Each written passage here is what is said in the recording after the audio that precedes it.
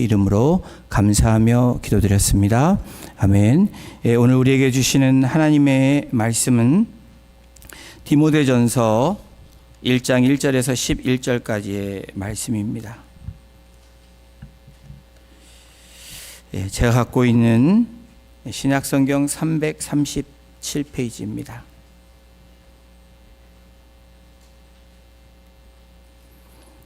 찾으신 줄로 알고 우리 1절부터 11절까지 한 절씩 교독으로 봉독하고 마지막 11절은 합독하도록 하겠습니다. 우리 구주 하나님과 우리의 소망이신 그리스도 예수의 명령을 따라 그리스도 예수의 사도된 바울은 믿음 안에서 참 아들 된 디모데에게 편지하노니 하나님 아버지와 그리스도 예수 우리 주께로부터 은혜와 긍휼과 평강이 내게 있을지어다. 내가 마게도냐로 갈 때에 너를 권하여 에베소에 머물라 한 것은 어떤 사람들을 명하여 다른 교훈을 가르치지 말며 신화와 끝없는 족보에 몰두하지 말게 하려 함이라. 이런 것은 믿음 안에 있는 하나님의 경륜을 이룸보다 도리어 변론을 내는 것이라. 이 교훈의 목적은 청결한 마음과 선한 양심과 거짓이 없는 믿음에서 나오는 사랑이거늘 사람들이 이에서 벗어나 헛된 말에 빠져 율법의 선생이 되려 하나 자기가 말하는 것이나 자기가 확증하는 것도 깨닫지 못하는도다. 그러나 율법은 사람이 그것을 적법하게만 쓰면 선한 것임을 우리는 아노라. 알 것은 이것이니 율법은 옳은 사람을 위하여 세운 것이 아니요 오직 불법한 자와 복종하지 아니하는 자와 경건하지 아니하는 자와 죄인과 거룩하지 아니한 자와 망령된 자와 아버지를 죽이는 자와 어머니를 죽이는 자와 살인하는 자며 엄행하는 자와 남색하는 자와 인신매매를 하는 자와 거짓말하는 자와 거짓 맹세하는 자와 기타 바른 교훈을 거스르는 자를 위함이니 합독합니다. 이 교훈은 내게 맡기신 바 복되신 하나님의 영광의 복음을 따름이니라. 아멘. 어느 날 동산 동호회에서 등산 우리 하이킹하는 등산 동호회에서 산행을 가기로 했습니다. 그 중에 한 멤버가 이 산행을 가기 전에 철저한 준비를 합니다. 등산 지도를 프린트해서 모든 등산 경로를 분석하고 그 경로마다 필요한 것들을 잘 설명해 주었습니다. 함께한 다른 멤버들이 그 멤버가 준비한 이 설명과 그 등산 코스를 생각하면서 굉장히 설명을 들으면서 감탄을 합니다. 그런데 출발 시간이 되었을 때 모든 경로를 설명한 이 멤버가 다음과 같이 말을 하는 것입니다. 나는 오늘은 등산을 여러분들과 하지 않고 이곳에 앉아서 더 지도를 더 연구할 것입니다. 라고 말을 한 것입니다. 다른 사람들은 이 준비한 대로 설명한 이 사람의 말을 듣고 등산길을 걸읍니다. 땀이 많이 나고 힘이 듭니다. 그런데 마침내 정상에 올라 큰 감동을 느끼게 됩니다. 그런데 반대로 지도만 들여다봤던 그 사람은 산의 아름다움도 그리고 정상의 꼭대기에서의 그 광경도 경험하지 못합니다. 이 비유, 이 예화는 어쩌면 오늘 우리들의 신앙생활을 비추어주는 좋은 예일지 모릅니다. 오늘 함께 보는 디모데 전서, 오늘부터 시작되는 디모데 전서를 통해서 하나님께서 공동체와 하나님의 백성들에게 우리들에게 무엇을 말씀하고 있는지 함께 보기를 원합니다.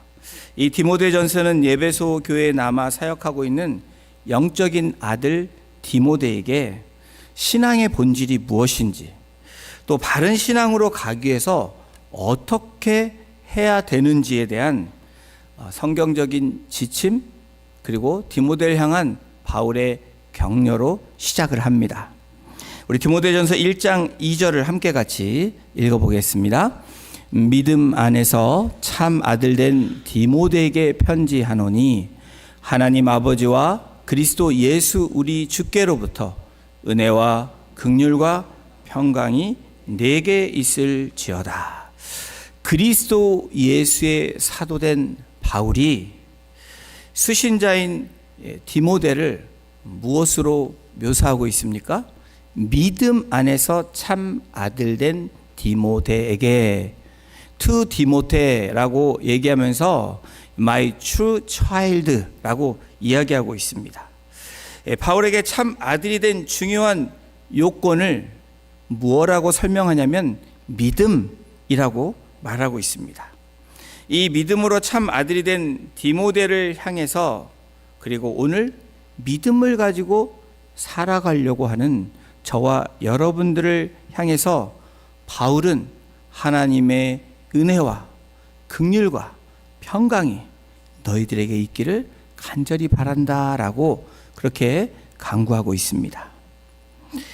이 서신은 에베소에서 사역하고 있는 젊은 목회자 디모데에게 신앙으로 살기 위한 이 영적인 아버지인 바울이, 또 영적인 멘토인 바울이 다음과 같이 알려주고 있는 것입니다.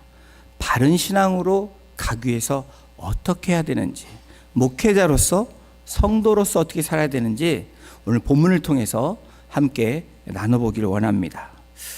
바른 신앙으로 가기 위해서 바울은 디모데에게 무엇이라고 이야기를 하냐면, 첫 번째로 거짓 교훈을 경계하라고 그렇게 권면하고 있습니다.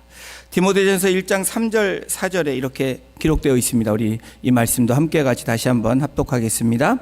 내가 마게도냐로 갈 때에 너를 권하여 에베소에 머물라 한 것은 어떤 사람들을 명하여 다른 교훈을 가르치지 말며 신하와 끝없는 족보에 몰두하지 말게 하려 함이라. 이런 것은 믿음 안에 있는 하나님의 경륜을 이름보다 도리어 변론을 내는 것이라.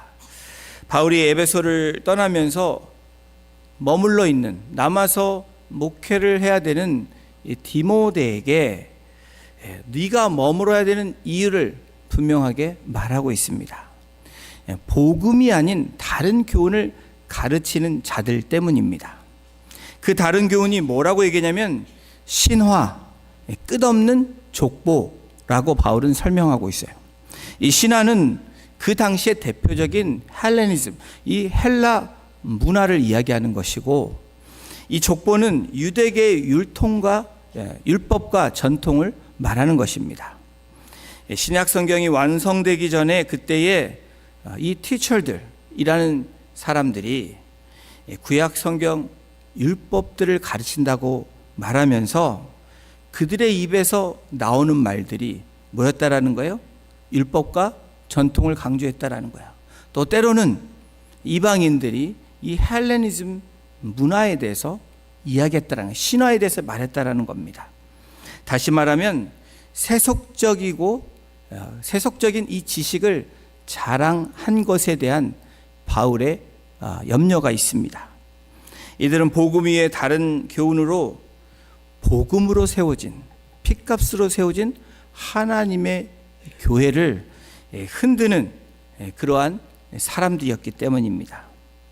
오늘날에도 바울이 언급하고 있는 이 신앙의 복음의 본질보다 다른 것들에 집착함으로, 다른 것들에 우리가 주의를 돌림으로, 또 다른 것에 우리가 말함으로 교회 안에서도 지금도 여전히 일어나고 있는 현실들입니다. 어느 교회에 성경에 박식한 어떤 집사님이 계셨습니다. 이 구약 성경의 원어인 히브리어도 능통하시고, 또 이 신약 성경인 헬라어도 굉장히 능통합니다. 그것뿐이 아닙니다. 성경을 이 맥을 뚫는 그런 이 구조적인 것도 잘 알고 있는 집사님입니다.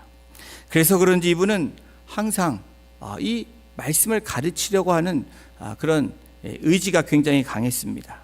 또한 의견이 다르면 잘 사랑으로 말하기보다는 논쟁을 일삼는 이것이 옳다라고 말하는 그런 것들이 앞서서 논쟁을 벌이는 분이셨습니다. 그래서인지 그분 주위에는 사람들이 슬슬 피해 다닙니다. 그분이 속한 공동체는 사랑과 평안과 기쁨보다는 늘 염려와 걱정이 앞서는 그런 공동체가 되었습니다. 반면 한 나이가 지극하신 한 노 집사님이 계셨는데, 성경은 이 집사님만큼은 모르지만 매일 예배 자리에 나옵니다. 기도의 자리에 나옵니다. 더불어서 말씀대로 살려고 노력하고 그 말씀에 순종하는 마음으로 위로하는 사람으로, 또 아프고 소외된 사람들 찾아다니면서 음식도 준비하고 떡을 떼는 일에 굉장한 노력을 합니다. 이 노집 집사님의 주변에는 항상 사람들이 있습니다. 그분과 함께하고 싶어 합니다. 그리고 그 분에 속해 있는 공동체는 사랑과 기쁨이 있고 평안이 있습니다. 사랑하는 성도 여러분, 나는 어디에 속해 있습니까? 여러분, 우리도 분명히 어떤 두 부류 중에서 한 부류가 될 것입니다. 신앙의 목적이 무엇이냐라고 여러분들에게 질문을 한다면 여러분 뭐라고 답변을 하시겠습니까? 여러분, 신앙의 목적은 하나님과의 관계이고, 그리고 이웃과의 사랑이 신앙의 목적입니다. 그런데 신앙의 본질이신 예수 그리스도의 사랑, 그 희생인 십자가를 잊고 살게 되면 어떤 문제가 발생하느냐? 처음 말씀드린 그 집사님과 같은 삶을 살게 된다라는 거예요. 고린도전서 8장 1절은 이렇게 말합니다. 지식은 교만하게 하며 사랑은 덕을 세우느니라. 여러분, 아멘이십니까? 여러분들이 지식이 많아도 그 사랑이 없으면 덕을 세울 수 없습니다. 그러나 지식이 부족해도 그리스도의 사랑을 알고 그 사랑으로 나아가면 공동체가 덕을 세우게 되고, 속해 있는 공동체가 기쁨과 감사의 공동체로, 사랑의 공동체로 나아간다라는 거예요. 우리 OC 새누리 교회와 성도님들은 지식을 주장하고 지식을 내세우는 분들이 아니라 말씀대로 순종하면서 사랑을 실천하시는 성도님들이 되시기를 주님의 이름으로 축원합니다. 바른 신앙으로 가기 위해서 디모데에게 바울이 뭐라고 얘기하냐면 거짓 교훈을 경계하라. 다시 말하면 다른 교훈을 말하지 말라라는 거예요. 두 번째로 뭐라고 얘기하냐면 올바른 교훈으로 살라. 올바른 교훈은 거짓 교훈을 이길 수 있는 힘이라는 것을 오늘 본문을 통해서 우리가 알게 되는데, 5절을 저희 함께 합독해 보겠습니다. 이 교훈의 목적은 청결한 마음과 선한 양심과 거짓이 없는 믿음에서 나오는 사랑이거늘. 세 가지를 언급합니다. 오늘 이 자리에 계신 우리 성도님들, 이 세 가지를 꼭 기억하시길 바랍니다. 청결한 마음, 선한 양심, 거짓이 없는 믿음. 그럼 청결한 마음이 뭐냐? 청결한 마음은 거짓이나 욕심이 없는 맑은 바른 마음을 의미합니다. 또한 자신과 타인에 대해서 정직한 마음, 배려심 있는 태도가 청결한 마음이라는 거예요. 이 마음은 여러분 겉으로 드러나는 것이 아니라 내면에 초점을 두고 있다라는 사실입니다. 우리 주님께서도 산상수훈에서 이 팔복, 마태복음 5장에서 이 첫 번째 복과 여섯 번째 복에 대해서 말씀하죠. 심령이 가난한 자는 복이 있나니. 어떻게 얘기해요? 천국이 너희들의 것이라고 얘기해요. 또 마음이 청결한 자는 복이 있나니 저희들이 하나님을 볼 것이다 라고 말씀을 합니다. 그러면 여러분, 깨끗해지는, 청결해지는 방법이 뭘까? 여러분 퀘스천을 달아야 되죠. 이 방법에 대한 답을 시편 51편 다윗의 고백을 통해서 우리가 알 수 있게 되는데, 시편 51편 1절 3절에 다윗이 이렇게 고백합니다. 오늘 저와 여러분들의 고백이 되기를 소망하며 함께 이 말씀을 같이 읽어보겠습니다. 하나님이여, 주의 인자를 따라 내게 은혜를 베푸시며 주의 많은 긍휼을 따라 내 죄악을 지워 주소서. 나의 죄악을 말갛게 씻으시며 나의 죄를 깨끗이 제하소서. 무릇 나는 내 죄가를 아오니 내 죄가 항상 내 앞에 있나이다. 다윗의 고백이 뭐예요? 나는 죄인입니다. 여전히 나의 죄가 내 앞에 있습니다. 라고 지금 자백하는 것입니다.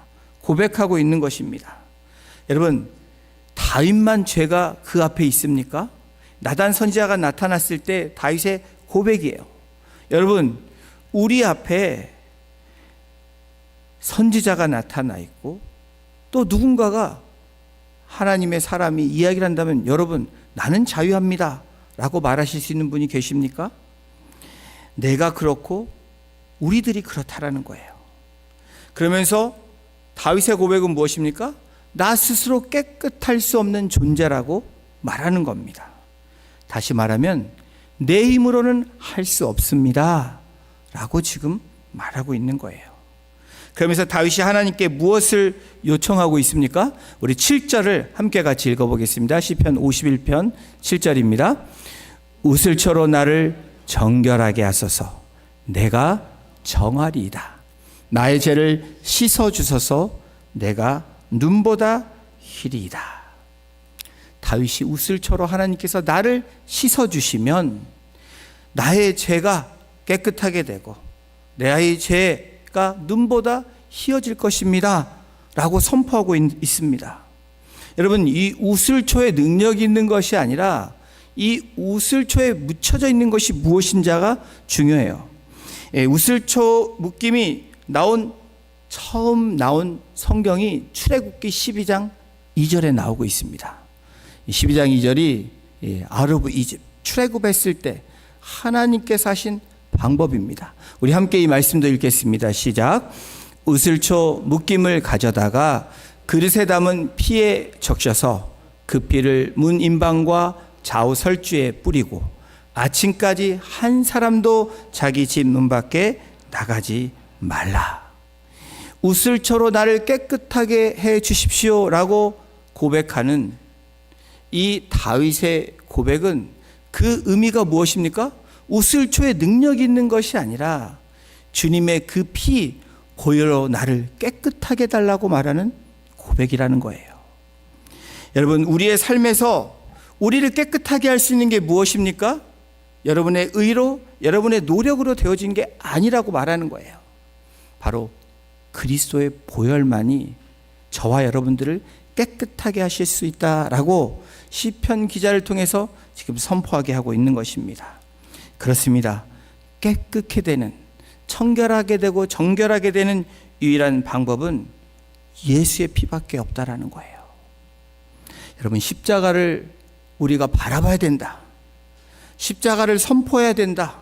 십자가 앞에 나오셔야 된다 라고 말하는 이유가 무엇입니까? 교회에서 십자가가 없고 있는 이 십자가를 얘기하는 것이 아닙니다. 십자가의 선포가 없고 예수님의 보혈의 이야기가 선포되지 않는다면 여러분, 우리는 여전히 계속해서 죄인으로 살아갈 수밖에 없다라는 거예요. 깨끗한 마음이 생길 수 없다라는 것을 말하는 것입니다. 청결한 마음, 깨끗한 마음이 생기지 않으면 어떤 결과가 일어나요? 자신의 의만 드러난다라는 거예요. 나의 의가 드러나면 내 자랑이 되는 것입니다. 여러분, 그런 사람은 사람만 보여요. 하나님이 보이지 않습니다. 하나님이 보이지 않으면 교회는 어떻게 돼요? 세속화되어 간다는 거예요. 세큘러 되어진다라는 겁니다. 그렇다면 우리가 기도할 때, 하나님께 기도할 때 무엇에 초점을 맞춰야 될까요? 여러분, 무엇에 초점 맞추고 싶으세요? 이거 해주세요, 저거 해주세요. 간구하는 기도 하셔야 됩니다. 그런데 간구가 먼저가 아니라 하나님 앞에 나의 죄가를 씻어달라고, 깨끗하게 해달라고, 정결하고 청결한 가운데 주님 앞에 서게 해달라고 하는 기도가 먼저 돼야 된다라는 거예요. 시편 51편에 이렇게 우슬초로 나를 깨끗이 씻어주시고 라고 말하면서 9절 10절에 우리가 잘 아는 그 고백을 다시 하고 있어요. 정결한 마음 주시옵소서. 오 주님, 여러분 같이 찬양 한번 해보실래요? 하재니까 여러분들 저만 달랑달랑 보시는데 우리 함께 한번 찬양해 보겠습니다. 정결한 마음 주시옵소서. 오 주님, 정직한 영을 새롭게 하소서. 정결한 마음 주시옵소서. 정결한 마음 주시옵소서. 오 주님, 오 주님,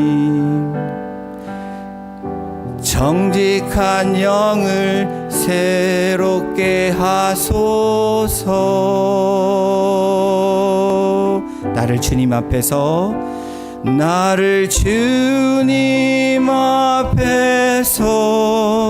멀리 하지 마시고 주의 성령을 거두지 마옵소서.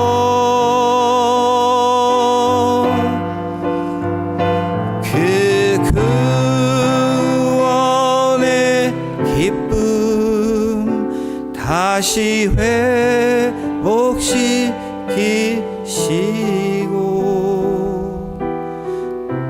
변치 않는 마음 내 안에 주소서. 이 기도가 저희들 심령 가운데 시작되어지기를 주님의 이름으로 축원합니다. 우리 모두 십자가를 붙들고 보혈의 능력을 의지할 때에 청결한 마음을 가질 수 있다는 것을 우리에게 말씀해 주고 있습니다. 바울이 말하는 올바른 교훈, 바로 청결한 마음을 가지라는 거예요. 또한 선한 양심을 가지라고 말합니다. 1절 5절에 이 교훈의 목적은 청결한 마음과 선한 양심과 라고 이야기합니다. 양심이 뭐죠? 옳고 그름, 선과 악을 판단하여 행동을 바르게 하도록 이끄는 도덕적인 의식을 말하는 겁니다. 양심에 따라 행동하면 때로 만족감을 느낍니다. 또 양심에 어긋나면 죄책감이나 가책을 느끼게 되는 경우가 있습니다. 이 양심은 그런데 믿는 사람도 믿지 않는 사람도 똑같이 있다라는 거예요. 그런데 여러분, 그냥 우리가 말하는 그냥 양심이 아니라 오늘 사도 바울은 어떤 양심이라고 말해요? 선한 양심이라고 이야기합니다. 이 선한 양심, 이 선하다라는 이 수식어를 한번 우리가 생각해 볼 필요가 있습니다. 성경에 선하다라는 이 동의어를 우리가 성경에서 찾는다면 그 단어는 바로 영광이라는 단어일 거예요. 하나님의 영광. 하나님의 영광이 무엇입니까? 하나님의 존재, 하나님의 성품, 하나님의 능력, 또 하나님의 거룩함과 위엄이 드러날 때 이것이 하나님의 영광이 나타났다. 또 그러한 것들이 나타날 때 우리가 하나님께 영광 돌린다라고 말하는 거예요. 하나님께 속한 모든 완전한 아름다움과 위대함이 나타나는 상태가 영광이 나타났다라고 말하는 거예요. 이것을 사람들이 인정하고 찬양할 때 우리는 영광 드린다라고 표현하는 것입니다. 출애굽기 33장 18절 19절에 모세가 하나님께 이렇게 말하고 있습니다. 하나님, 원하건대 주의 영광을 내게 보이소서. 그랬더니 하나님께서 영광 여기 있다 라고 이렇게 하셨을까요? 19절 함께 같이 읽어보겠습니다. 여호와께서 이르시되 내가 내 모든 선한 것을 내 앞으로 지나가게 하고 여호와의 이름을 내 앞에 선포하리라. 나는 은혜 베풀 자에게 은혜를 베풀고 긍휼히 여길 자에게 긍휼을 베푸느니라. 하나님께서 어떻게 하셨다고요? 영광을 보여달라라고 얘기했더니 하나님의 답변은 내 모든 선한 것을 내 앞에 지나가게 하고 여호와의 이름을 내 앞에 선포하리라. 이것이 하나님이 보여주시는 영광이라는 거예요. 영광을 볼 수 있는 것은 하나님의 모든 선하심을 볼 때에 여러분 그 영광을 만난다는 겁니다. 그 영광이 선명해진다라는 거예요. 여러분 영광하니까 굉장히 모호하시잖아요. 근데 하나님의 성품, 하나님의 위대하심, 하나님의 능력 이런 것들이 나타날 때 우리는 영광을 보는 것입니다.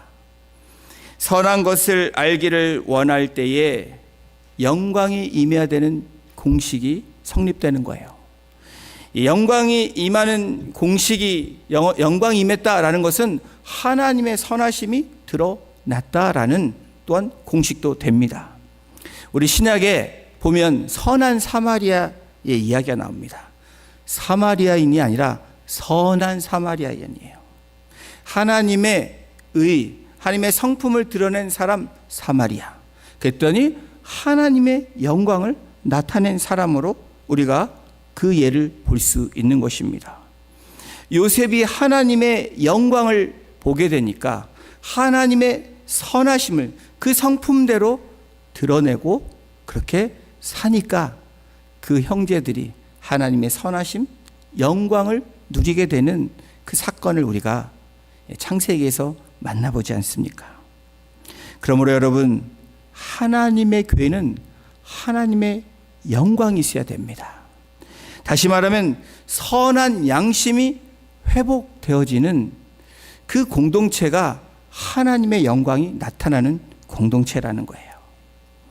바울이 말하는 올바른 교훈, 청결한 마음을 얘기합니다. 선한 양심을 가지라고 얘기합니다. 또 마지막으로 거짓이 없는 믿음에 대해서 말하고 있어요. 거짓이 없는 믿음에서 나오는 사랑이거늘 이렇게 말하고 있습니다. 거짓이 없는 믿음. 여러분 믿음이 우리에게 얼마나 중요한지 계속해서 말해도 부족하지 않는 것이 믿음에 대한 이야기입니다. 그런데 여러분 믿음의 최대 적은 뭘까요? 여러분 뭐라고 생각하십니까? 안 믿음? 그게 아니고 거짓이에요. 믿음의 최대의 적은 거짓이라는 거예요. 그래서 거짓이 없는 믿음이라고 사도 바울은 디모데에게 말하고 있는 겁니다. 거짓의 믿음은 쉽게 말하면 연기하는 거예요. 뭐뭐인 척 하는 거예요. 기도하면서 기도하면 되는데 기도하는 척 하면 안 된다라는 거예요. 우리 주님께서 바리새인들에게 믿음 있는 척하는 그들을 보면서 뭐라고 말씀하셨죠? 외식하지 말라라고 얘기합니다. 있는 모습 그대로를 하나님은 우리 주님은 보시기를 원하신다라는 거예요. 그들을 향해서 회칠한 무덤이라고 표현하는 것을 우리가 기억합니다. 사랑하는 성도 여러분, 진짜 우리의 신앙 가운데 심각한 문제는 뭘까요? 저와 여러분들이 심각한 문제는 뭐라고 생각하십니까? 심각한 문제는 거짓이 있는 믿음을 사면 심각하다라는 거예요. 꾸밈이 없는 거짓이 없는 믿음으로 살아갈 때 온전한 신앙생활이 될 수 있는 것을 말해주고 있습니다. 여러분 꾸밈이 없어야 된다 이러니까 이 화장이 생각이 납니다. 그렇죠? 얼굴로 말하면 쌩얼로 하나님을 대면해야 된다라는 거예요. 쌩얼이 되는 것 싫어하시죠? 오늘도 쌩얼로 나오신 분이 없으십니다. 우리 남자분들은 쌩얼로 나오셨어요. 근데 여성들이 나이별로 우리 지난번에 한번 말씀드린 것 같은데 화장에 대한 이야기를 한번 드렸었죠. 10대가 화장하면 뭐라고 얘기해요? 꼴값이라고 얘기한대요. 20대는 화장. 제가 생각해 보니까 20대가 화장이 제일 잘 먹히나 봐요. 피부에. 30대 되신 분들 실망하지 마십시오. 분장이라고 얘기합니다. 40대는 변장. 50대는 위장. 50대 계시죠? 제 아내도 50대인데 위장하고 왔습니다, 오늘. 60대는 포장이래요. 70대는 환장이래요. 80대는 뭐냐? 젠장이라고 얘기합니다. 80대 되신 분들 낙심하지 마시고 화장이 해도 잘 안 먹혀서 그냥 젠장 이러는 건지 잘 모르겠습니다. 다시 말하면 거짓이 없는 믿음. 여러분, 화장하는 게 나쁘다는 것이 아니라 충분히 아름답게 하고 오실 수 있습니다. 그러나 우리의 내면이 화장을 하면 안 된다라는 거예요. 우리의 내면은 정직한 모습으로, 생얼로, 발가벗은 모습으로 하나님 앞에 나오라는 거예요. 그것이 거짓이 없는 믿음이다 라고 말하고 있는 겁니다. 다시 말하면 죄인이 저는 죄인입니다 라고 말하지 않는 것, 그것이 바로 뭐예요? 우리를 가면하고 우리를 포장하는 거라는 거예요.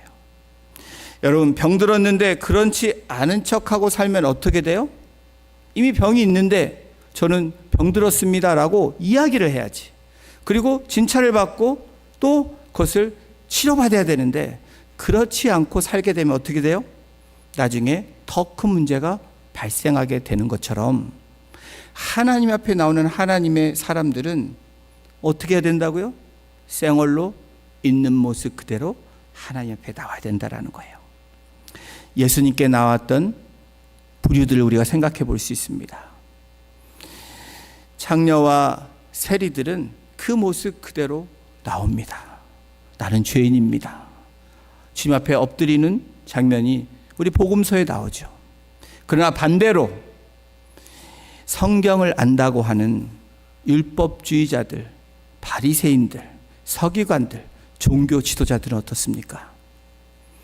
배우처럼 아닌 척하고 주님 앞에 나오는 모습이 있었습니다. 여러분, 결과는 어떻게 됐죠?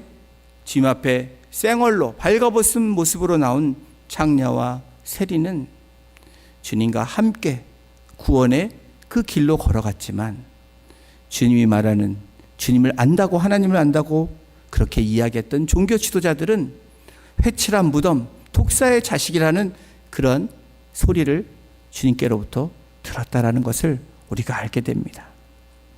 우리의 내면을 있는 모습 그대로 주 앞에 나오시는 그것이 바로 우리의 본질이라는 것을 복음 앞에서는 우리 성도님들이 되시기를 주님의 이름으로 축원합니다.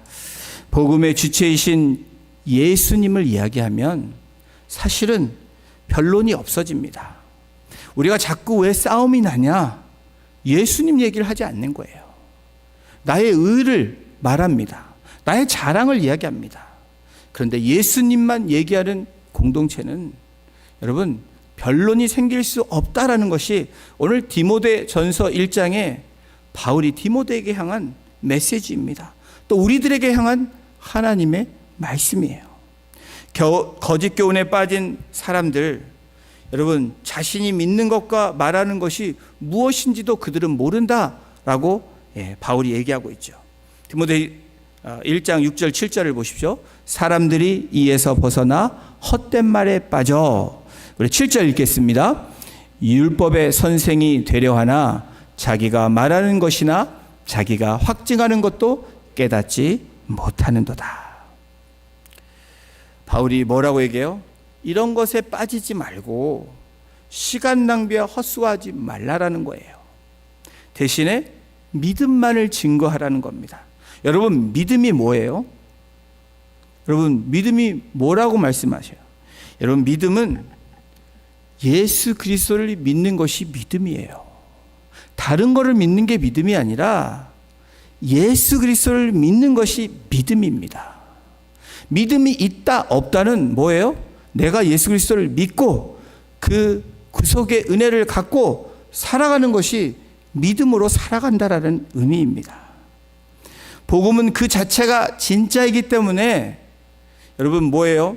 신화를 얘기해서도 안 되고 족보, 다시 말하면 율법과 전통을 애드해도 안 된다라는 거예요. 그 복음 자체이신 예수 그리스도만을 증거하라고 사도 바울이 디모데에게 권면하고 있고 그러한 자들을 경계하라고, 그리고 바른 교훈을 가르치라고 말씀하고 있는 것입니다. 지금 믿음의 아들 디모데에게 사역자로서 그 부르심에 대한 지침을 분명하게 주고 있는데, 그 지침은 저와 여러분들에게도 주는 우리 믿음의 지침입니다. 정결한 마음, 선한 양심, 거짓이 없는 믿음, 이 세 가지를 붙들고 나아갈 때 하나님께서 그 은혜와 능력을 더하실 줄로 믿습니다. 그러한 은혜로 살아가시는 저와 여러분이 되시기를 주님의 이름으로 축원합니다. 사랑하는 성도 여러분, 바른 신앙으로 가기 위해서 디모데에게 바울은 거짓 교훈을 경계하라고 권면하고 있습니다. 올바른 교훈으로 청결한 마음과 선한 양심과 거짓이 없는 믿음으로 그렇게 살라라고 이야기합니다. 더불어서 하나님의 말씀, 율법의 올바른 용도를 기억하라는 거예요. 율법은 뭐라는 거예요? 의인에게는 율법이 필요 없다라는 겁니다. 은혜를 가지고 살아가는 사람은 율법에 걸리지 않는다라는 거예요. 왜 그렇죠? 은혜를 붙잡고 살아가는 사람은 사랑으로 살아가는 사람이기 때문에 사랑이 모든 것을 이기게 되어 있다라는 거예요. 지식도 이기고 율법도 이기고 우리의 모든 죄가도 이기는 것이 바로 사랑이라는 것을 강조하고 있는 것입니다. 사랑하는 성도 여러분, 우리도 신앙생활하면서 때로는 지식을 이야기할 때가 있어요. 우리가 논쟁에 실제로 참여할 때가 우리의 신앙생활 가운데 있습니다. 여러분, 대신에 우리가 뭘 하라고 말하는 거예요? 복음 그 자체, 믿음에 머물러 있으라는 거예요. 바로 예수 그리스도를 증거하라는 겁니다. 그것은 무엇을 말하는 거죠? 사랑하라는 거예요. 용서하라는 겁니다. 순종하라는 거예요. 신앙은 여러분 공부하는 것보다 살아내는 것이라고 우리는 말해야 됩니다. 배우는 것 중요합니다. 그런데 실천하지 않는 배움은 여러분 우리를 교만하게 할 뿐 아니라 우리를 망가뜨리게 되어 있다는 거예요. 논쟁하는 것보다 사랑하는 것이 먼저라고 말하는 거예요. 용서하는 것이 먼저라고 성경은 가르치고 있는 것입니다. 바울이 사랑하는 영적인 아들 디모데에게 조언하며 그렇게 준 말씀이지만 오늘 저와 여러분들에게도 주시는 하나님의 살아있는 말씀이라는 거예요. 사랑하는 성도 여러분, 우리 안에 있는 찌꺼기들, 바로 머머인 척했던 우리들의 모습이 있다면 이 시간 철저하게 그것을 벗어내고 오직 본질이신 예수 그리스도를 바라보며 주님 앞에 생얼로 우리의 깨끗한 모습으로, 벌거벗은 모습으로 나아가심으로 하나님의 은혜를 다시 한번 회복하며 하나님의 사랑과 그리고 그 순종으로 살아가시는 우리 성도님들 한 분 한 분 되시기를 주님의 이름으로 축원합니다. 기도하시겠습니다. 하나님 감사합니다. 디모데 전서를 우리가 시작하며 본질이신 예수 그리스도를 바라보는 것이 가장 바른 교훈이며 모든 것을 이겨낼 수 있는 힘이라는 것을 오늘 말씀을 통해서 다시 한번 우리를 깨닫게 해주시고 우리의 삶을 돌아볼 수 있는 은혜로 인도해 주셔서 하나님 감사합니다. 또한 신앙의 목적은 청결한 마음이고 선한 양심과 거짓 없는 믿음에서 나오는 사랑이라고 말씀해 주시는 그 말씀을 오늘 우리의 마음에 새기며 우리가 다른 교훈을 쫓아가는 것이 아니라 바로 본질이신 예수 그리스도를 우리가 바라보며 정결한 마음으로 나아가게 하시고 선한 양심으로 나아가게 하시고 거짓 없는 믿음으로 나아가게 하심으로 오늘 하루가 하나님께 영광이 되며 승리하는 삶이 되게 하실 뿐 아니라 우리의 삶이 늘 주님 앞에 영광 돌리는 복된 삶으로 나아갈 수 있도록 우리 성도님들 한 분 한 분을 위로하여 주시고 인도하여 주시고 역사하여 주시기를 간절히 간구하며 우리를 구원하시고 사랑하신 예수님의 이름으로 감사하며 기도드렸습니다. 아멘. 이 시간 다 같이 나셔서 우리 찬양 드리시고 축도함으로